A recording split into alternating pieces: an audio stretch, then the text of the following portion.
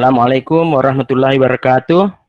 Jadi hari ini kita akan mempelajari bagaimana budidaya lobster air tawar. Jadi lobster air tawar atau disebut merah ini, nama latinnya adalah Serax quadricarinatus. Lobster ini diintroduksi ke Indonesia dari Queensland, Australia, tahun 90. Awalnya itu sebagai lobster hias. Nah, kenapa? Karena memang lobster ini cantik untuk disimpan sebagai hewan akuarium. Kemudian pada tahun 2003, jadi kurang lebih 13 tahun setelah pertama kali dimasukkan, itu paradigma pembudidayaannya berubah dari lobster hias menjadi lobster konsumsi. Karena di negara asalnya sendiri, lobster-lobster itu sejak sudah lama dikenal sebagai makanan atau bahan pangan yang enak, khususnya bagi suku asli Australia, yaitu aborigin. Nah, kemudian pada tahun 2007 ini, lobster air tawar capit merah ini sudah menyebar ke seluruh Indonesia.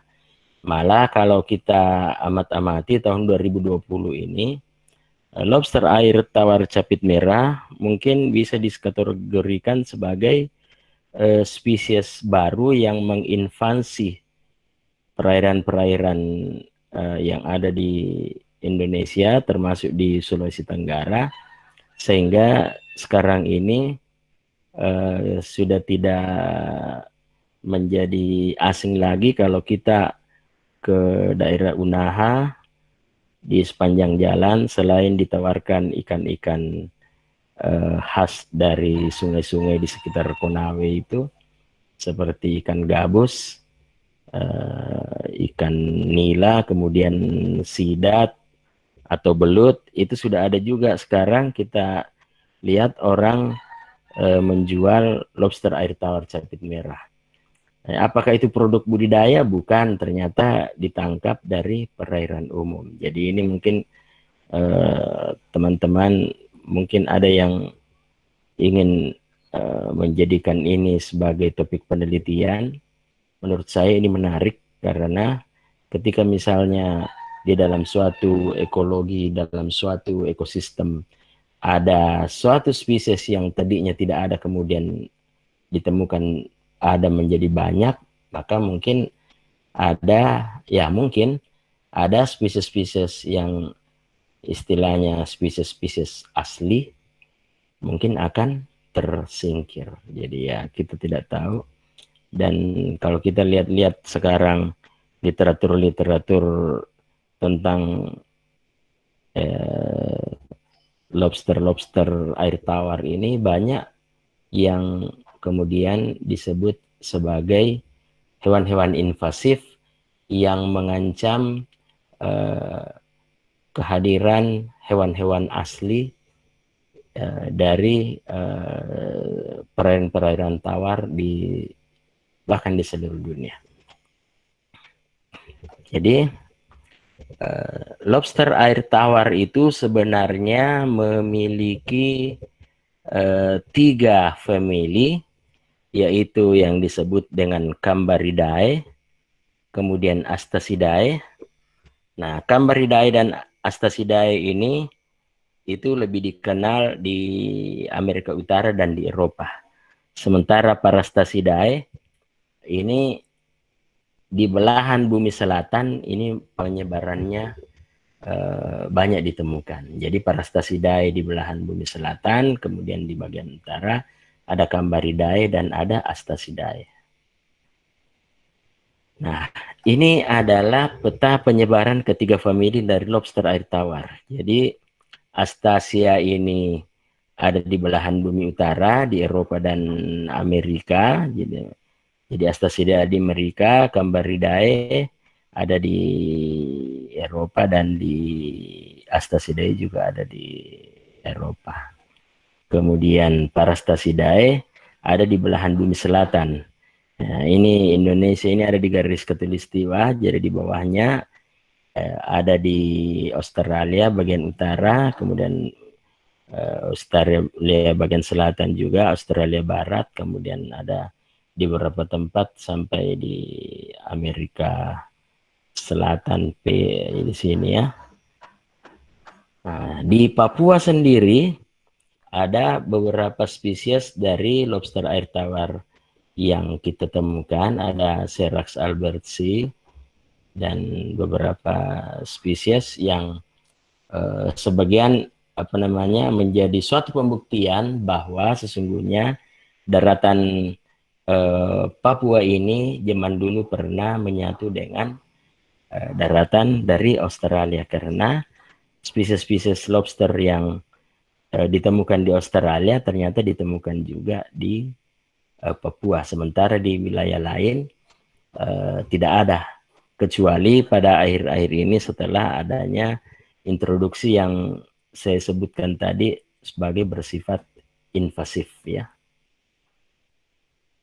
Nah, kalau di Australia sendiri, ini kalau kita lihat di daerah sini, yaitu Australia bagian barat, itu kita bisa menemukan Serax tenuimanus. Kemudian di wilayah South Australia atau Australia Selatan, kemudian New South Wales, kemudian sebagian dari Queensland itu didominasi oleh penyebaran dari Serax albidus dan Serax destructor. Sementara di bagian utara yang agak-agak tropis-tropis begitu, itu dikenal Serax quadricarinatus. Karenanya ketika ada introduksi ke Indonesia, maka yang dipilih adalah spesies-spesies yang masih berada di wilayah utara, di mana di wilayah-wilayah utara ini, Northern Territory, itu masih terkena dengan sinar matahari, sehingga ketika dibawa ke Indonesia, spesies-spesies ini bisa bertahan dengan iklim Indonesia. Nah, ini adalah beberapa spesies anggota genus dari Serax. Ada Serax lawrenci, Serax albertsi, ini tadi yang disebut-sebut ditemukan juga di Papua, kemudian Serax quadricarinatus, ini tadi yang ada di Northern Territory sebelah utara, kemudian ini Serax destructor, jadi destruktor perusak ya. Jadi tadi itu disebutkan di New South Wales, kemudian di Australia Selatan ya, South Australia. Jadi ini Serax destruktor ini kelihatan gagah, kemudian capitnya besar. Ini terkenal sebagai menggali, tukang menggali, kemudian banyak menjadi penyebab kerusakan-kerusakan bendungan katanya di Australia sana, sehingga ya ini mungkin agak-agak sulit mendapatkan izin kalau mau dimasukkan ke Indonesia. Nah, kemudian ada Serax alba, Serax tiger, jadi memang cantik-cantik semua. Kemudian ada Serax barton. Nah, ini cantik-cantik semua, jadi memang bisa dibayangkan kalau ditaruh di akuarium, kemudian akuariumnya diberikan pencahayaan sedemikian rupa, ini sangat-sangat menawan ada di akuarium. Nah, kemudian kita kembali ke Serax quadricarinatus. Mengapa disebut quadricarinatus? Karena quadri itu 4, carinae ini adalah bentuk lunas, jadi dia agak menonjol ya. Jadi ada 1, 2, 3, 4. Jadi ada 4 tonjolan di bagian cephalothorax yang jumlahnya 4. Nah, dari sinilah keluar nama Serax quadricarinatus. Jadi sebagai suatu sumber protein, Serax quadricarinatus ini juga menjadi komoditas budidaya yang banyak dibudidayakan. Bahkan mungkin pernah melihat bahwa di Jakarta ada bakso lobster. Nah, salah satu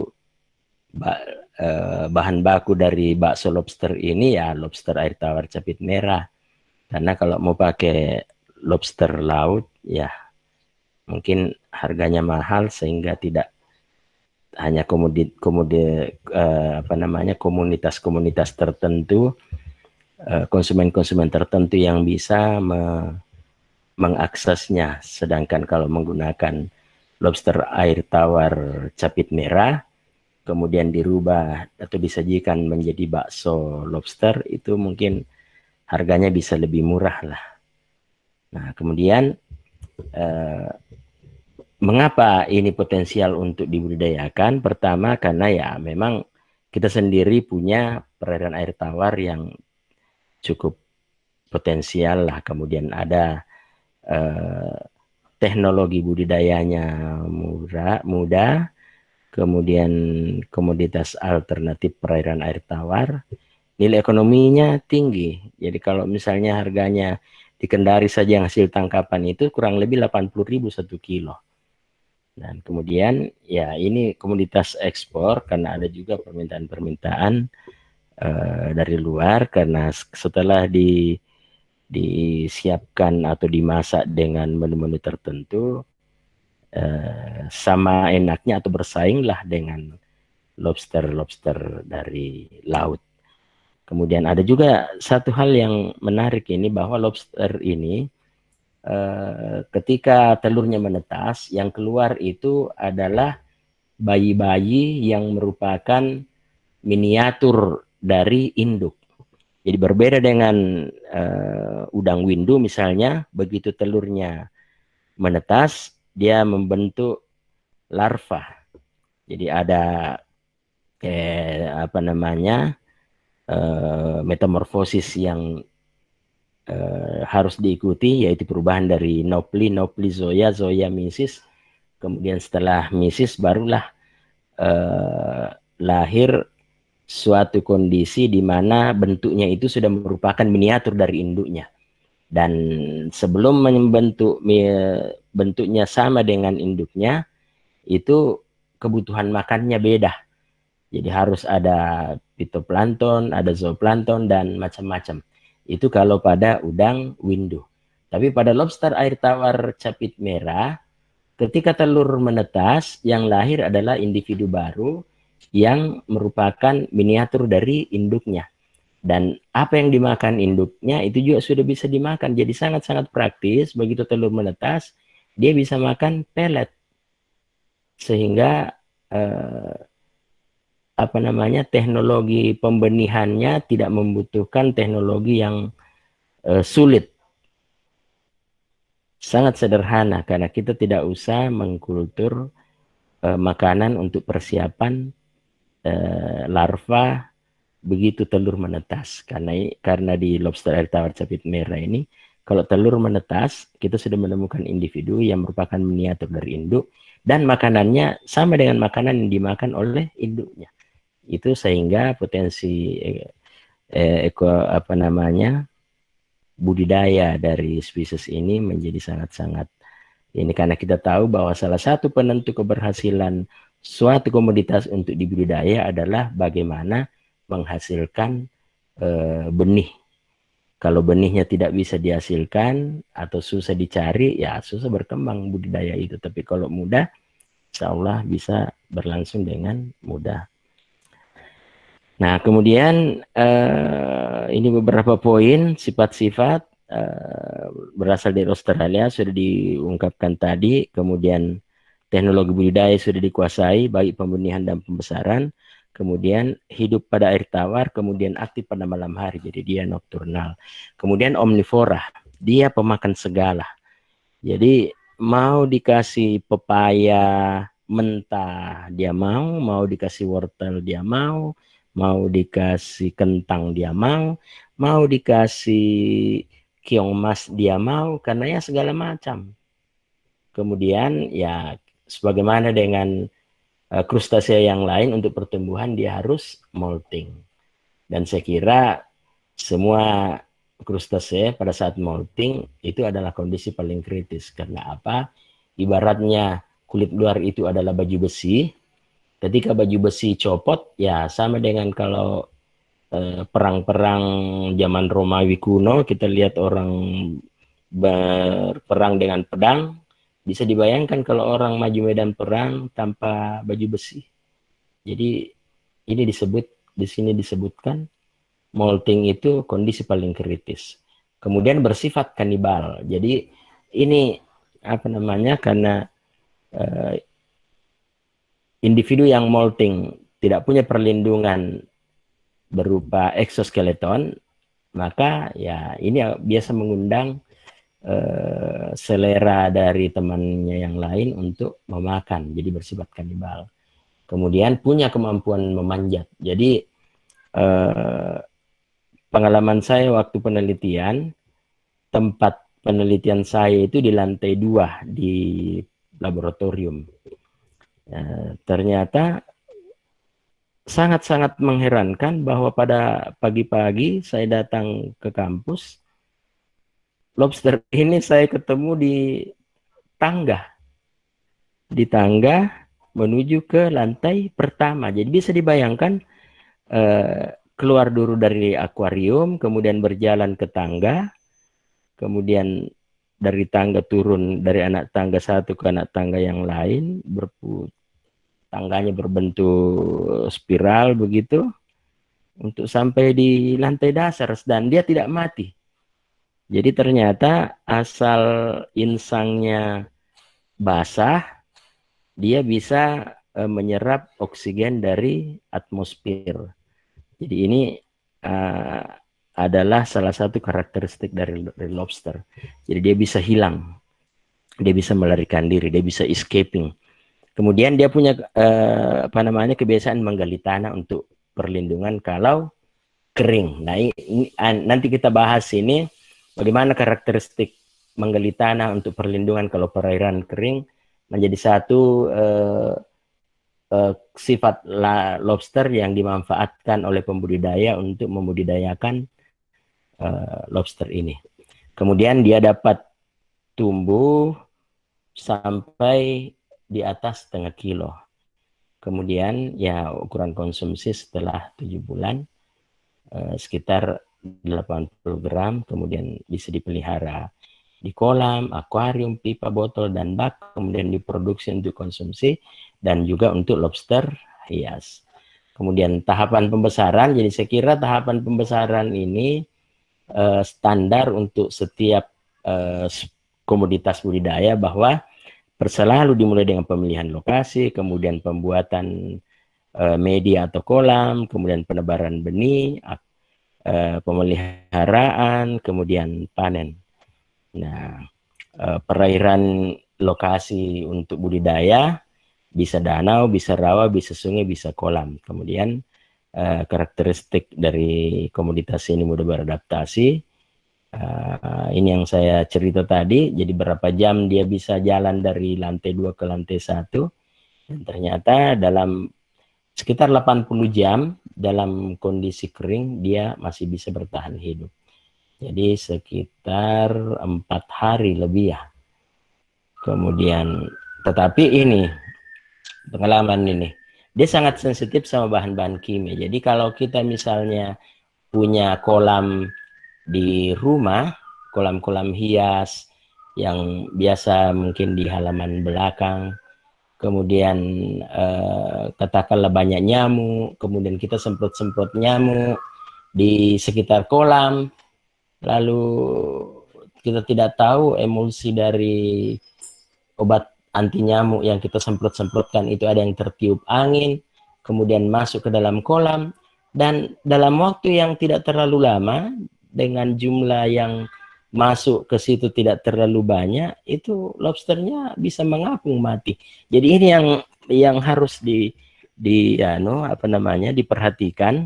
Saya kira juga menjadi suatu indikator bahwa kalau di sungai kita masih bisa menangkap ini, berarti di sungai itu bersih, tidak ada kapurit, tidak ada air sabun, apalagi bahan-bahan pencemar yang lain. Kemudian kualitas air dan lingkungan pH 6,5 sampai 7, kemudian suhu 26 sampai 29, jadi ya memang ini sekitar tropis. Kemudian oksigen 5, kemudian ya dia punya kecenderungan menyukai kalau ada air yang ngucur. Kemudian dia juga tidak peduli kalau air agak keruh, dan ya karena dia punya karakteristik untuk menggali-menggali tanah gitu, maka ya tanahnya juga harus bebas dari amoniak dan racun-racun yang lain. Kemudian satu hal yang tadi diperhatikan dari karakteristik bahwa dia bisa manjat, dia bisa escaping, maka itu menjadi perhatian di dalam persiapan kolam pembesaran. Jadi kolam harus ditambah dengan dinding yang mungkin arahnya 45 derajat ke arah dalam kolam ya, sehingga dia tidak bisa memanjat. Mungkin juga dilapisi dengan plastik sehingga sulit bagi lobster ini untuk memanjat, atau disemen dengan licin. Kemudian ketinggian air sekitar 30 cm dan sangat disukai kalau airnya mengalir. Kemudian ada aerasi juga, jadi meskipun dia bisa tumbuh dia bisa bertahan di daerah kering selama 80 jam, tetapi kalau air cukup dalam sehingga tidak ada penetrasi oksigen dari atmosfer, maka dia juga akan tetap mati.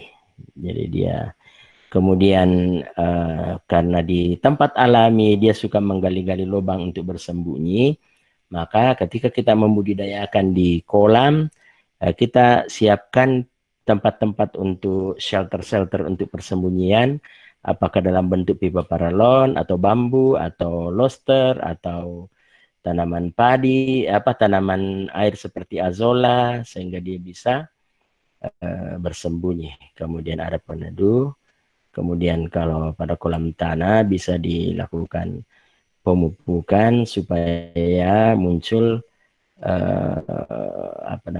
perairan jadi subur, bisa mengundang segala macam jasad-jasad ternik. Kemudian pada gilirannya hewan-hewan yang multisel, cacing, apa segala macam bisa muncul dan bisa menjadi sumber pakan bagi lobster air tawar capit merah.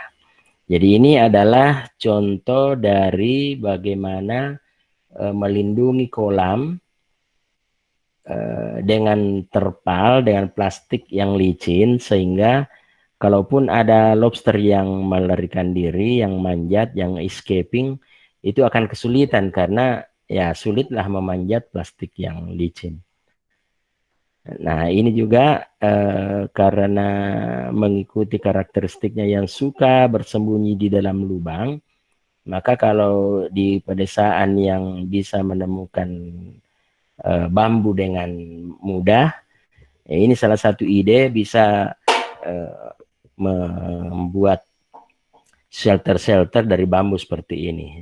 Tetapi pinggir-pinggir kolam itu harus dikasih plastik, karena kalau misalnya tidak ada plastiknya dan itu adalah dinding tanah, maka dengan mudah dia akan panjat kemudian pergi.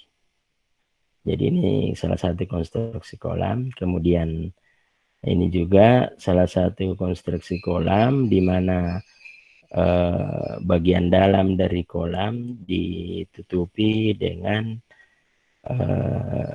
jaring, bukan jaring ya, semacam plastik pelindung pagar supaya di atas pematang itu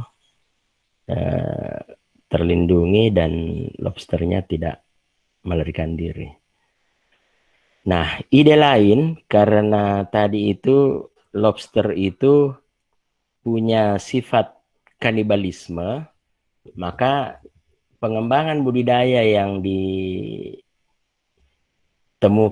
atau inovasi budidaya yang dilakukan adalah menggunakan botol-botol aqua. Jadi tergantung ukuran, ketika kecil misalnya kita bisa menggunakan yang 600 ml, kemudian kalau sudah besar ya kita bisa menggunakan yang 1500 ml. Tapi biasanya yang ditumpuk seperti ini adalah yang 600 cc, 600 ml, kemudian benihnya atau bibitnya ditaruh di dalam botol, kemudian dari botol ini disambungkan selang ke atas. Dari selang inilah pellet itu dimasukkan untuk mensuplai makanan ke masing-masing botol. Jadi bisa dibayangkan setiap botol ini terhubung dengan satu buah selang. Kemudian di sini ada kumpulan selang. Disinilah kemudian pellet itu disuplai dengan memasukkannya ke setiap selang yang muncul di permukaan. Jadi ini ada satu keuntungannya bahwa kalau udangnya molting, seperti yang saya gambarkan tadi bahwa dia melepaskan baju besinya, tidak ada tetangganya yang datang dan memakan atau menyerang. Jadi kanibalisme adalah nol. Jadi ini inovasi budidaya, dan kemudian ketika misalnya mau diganti air ya tinggal airnya diganti dengan cara ini, botol-botolnya diangkat, misalnya bisa ganti air 100% tanpa kesulitan. Jadi ini adalah model-model inovasi dalam budidaya lobster air tawar capit merah. Nah, kemudian benih-benih yang saya katakan tadi adalah miniatur dari induk, itu bisa dipiara 2-3 bulan sehingga mencapai berat sekitar 5 gram. Kemudian kalau kita mengharapkan pertumbuhan yang lebih bagus, ya kita tahu pada lobster ini di pertumbuhan yang jantan itu lebih besar, lebih gagah, capitnya lebih besar. Kemudian jantan itu ya ditandai dengan adanya warna merah di capitnya. Kalau betina, jadi jantan itu besar capitnya, kemudian ada merah di situ, kemudian betina capitnya kecil dan tidak ada warna merah. Dari situlah sebenarnya bahasa Indonesia atau bahasa Inggrisnya juga red claw crayfish. Jadi red claw itu adalah capit merah, yaitu yang di karakteristik merahnya capitnya itu yang menjadi dasar pemberian namanya menjadi lobster air tawar capit merah atau red claw crayfish. Kemudian kepadatannya, karena tadi kanibalismenya itu ya 5-10 ekor per meter. Jadi dari sini misalnya 3 bulan dari miniatur induk untuk menjadi bibit, kemudian dipelihara lagi sekitar 4 bulan untuk persiapan konsumsi, kemudian disortir lagi sehingga kepadatan turun menjadi 5-7 ekor per meter. Nah, kemudian untuk pertumbuhan yang bagus, maka ada strain-strain yang dikumpulkan dengan dihasilkan dengan kawin silang antara berbagai karakteristik unggul dari individu-individu, kemudian dikasih kawin silangkan sampai menghasilkan suatu genetis yang stabil, yang itulah yang dikenal sebagai strain Welkamin, strain Flinder, dan Gilfer, yang merupakan hasil dari seleksi atau kegiatan mencari bibit unggul dari peneliti-peneliti yang ada di Australia. Kemudian pemberian pakan. Pemberian pakannya ya sekira seperti hewan-hewan yang lain, menyukai cacing sutra, cacing air, cacing tanah, keong mas, ikan mati, cacing, kemudian ini cacing darah dan plankton. Kemudian dikasih lumut, akar, wortel, kangkung, umbi-umbian, serta daging. Jadi kalau misalnya kita ke pasar, kita bisa cari sebenarnya memberi pakan tanpa biaya. Maksud saya tanpa biaya ya mungkin sampah-sampah sayur, ada wortel-wortel yang busuknya sepotong itu sudah dibuang. Nah itu, atau ada wortel yang seperduanya sudah membusuk tapi seperdua masih utuh, ya itu bisa kita semua kumpulkan dan berikan ke lobster air tawar capit merah ini. Nah kemudian pemberian pakan minimal 2 kali sehari, kemudian 2 gram per ekor per hari, sehingga untuk setelah pemeliharaan lebih dari 6 bulan bisa mencapai 90 sampai 100 gram. Jadi ini ada ukuran konsumsi sekitar 100 gram. Nah kemudian kontrol airnya ya seperti komoditas perikanan yang lain, ada istilah piara ikan adalah piara air. Maka ya kita harus jaga airnya, ganti air, sirkulasi, kemudian oksigennya ya minimal 5 lah. Kemudian sebagaimana yang dikatakan bahwa dia lebih tahan pada kondisi tidak ada air sama sekali daripada ada di dalam air tapi tidak ada oksigen. Kemudian harus kita perhatikan juga supaya sisa-sisa pakan, feses, segala macam itu dibuang. Kemudian dilakukan pengamatan perkembangan lobster. Itulah gunanya ada kalau di ini orang bilang ancoh. Ya di situ dikasih pakan, kemudian ditaruh di sudut tambak sehingga ketika kita tarik ini dianggap mewakili besar atau kondisi dari lobster lain yang tidak tertangkap. Kemudian hama ya yang paling ditakuti adalah ikan-ikan predator. Jadi ada ikan gabus, ikan mujair, ikan nila, ular, belut.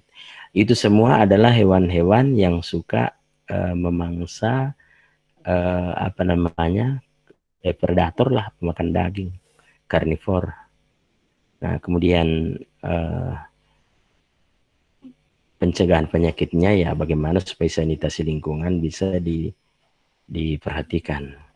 Nah kemudian ini adalah molting. Jadi ketika dia molting kemudian diserang atau mati, maka ya ini ada semacam tabungan kalsium. Jadi ada semacam tabungan kalsium dalam bentuk 2 biji seperti ini yang ditaruh di cephalothorax. Jadi menjelang molting, mungkin masih ingat pelajaran fisiologi bahwa ada absorpsi kalsium dari rangka luar eksoskeleton. Nah, absorpsi kalsium dari eksoskeleton itulah yang dibentuk dalam 2 batu yang disimpan di cephalothorax. Nah, sehingga kemudian setelah proses molting berhasil, maka kulit baru itu harus diperkuat dengan penambahan kalsium. Maka kalsium dari inilah yang kemudian dibongkar lagi, dipakai untuk memperkuat kulit baru. Jadi ini sebenarnya satu lobster punya 2 batu kalsium ini. Dia membesar pada saat sebelum molting karena memang kalsium diserap dari kulit dari eksoskeleton kemudian ditimbun di sini.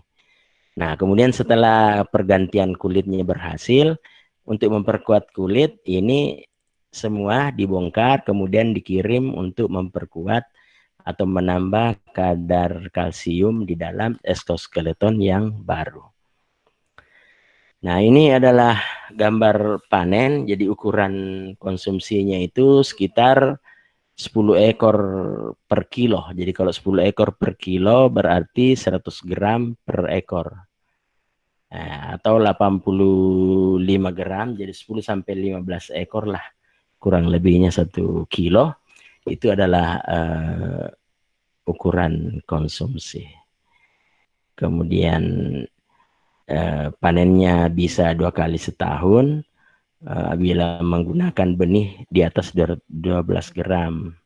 Kemudian produk dipasarkan dalam keadaan hidup. Jadi ini saja ikan-ikan yang ditangkap oleh nelayan-nelayan tradisional dari perairan-perairan umum yang ada di Konawe misalnya. Ya kalau kita datang kita lihat ikan gabusnya masih hidup, ikan lelenya masih hidup, ikan ikan betok, ikan apa segala macam itu masih hidup, termasuk lobster air tawar capit merahnya ini masih hidup.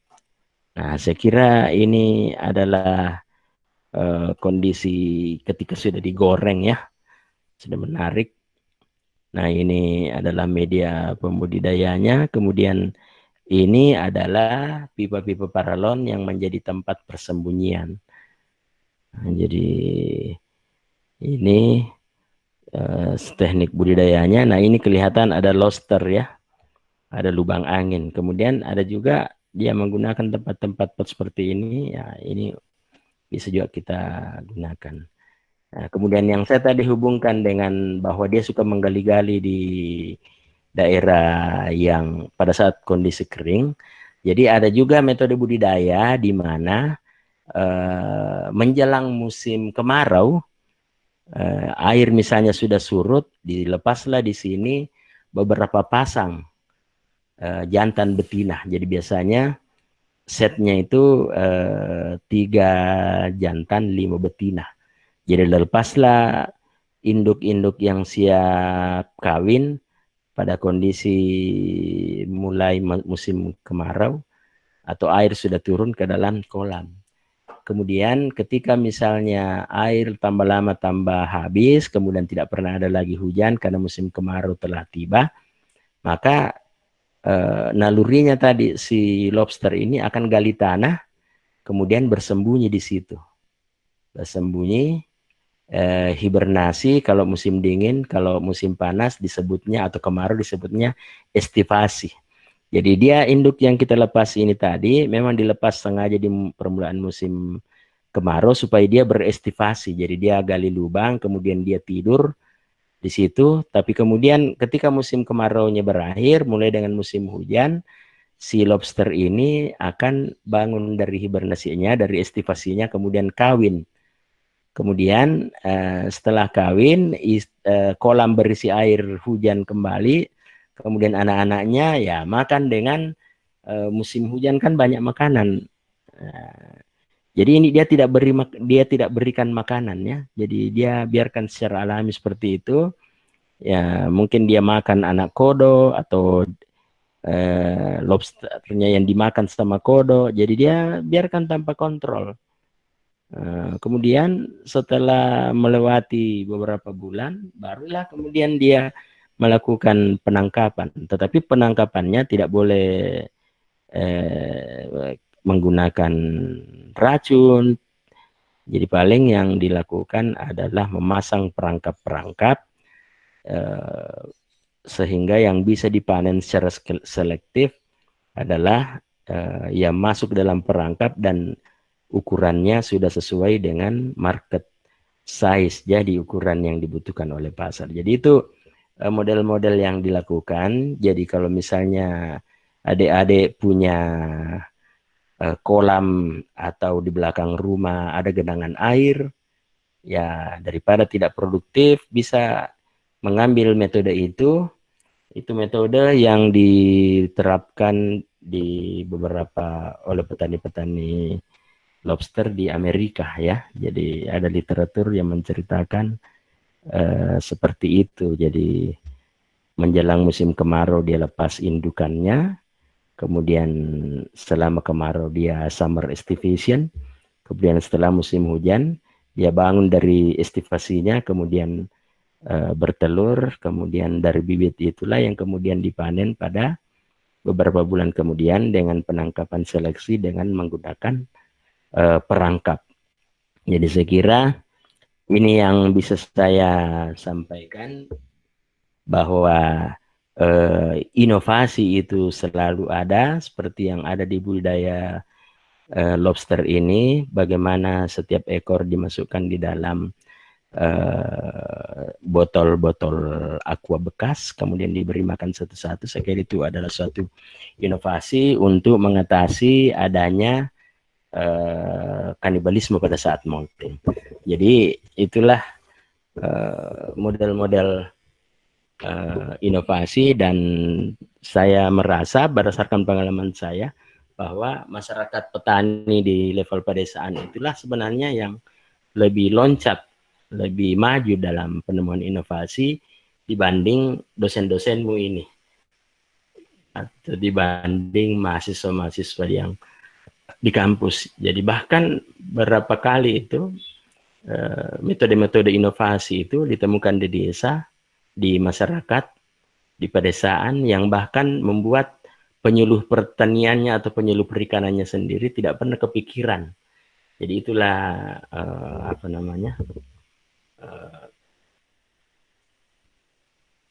pertemuan antara seorang yang mempelajari teori dengan seorang praktisi di lapangan. Jadi itu harus ada apa namanya, kalau saya sih sebenarnya dua-duanya harus dibutuhkan.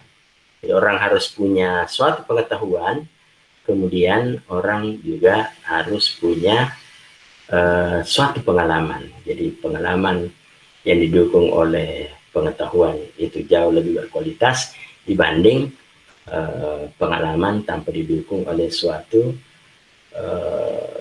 pengetahuan akademis.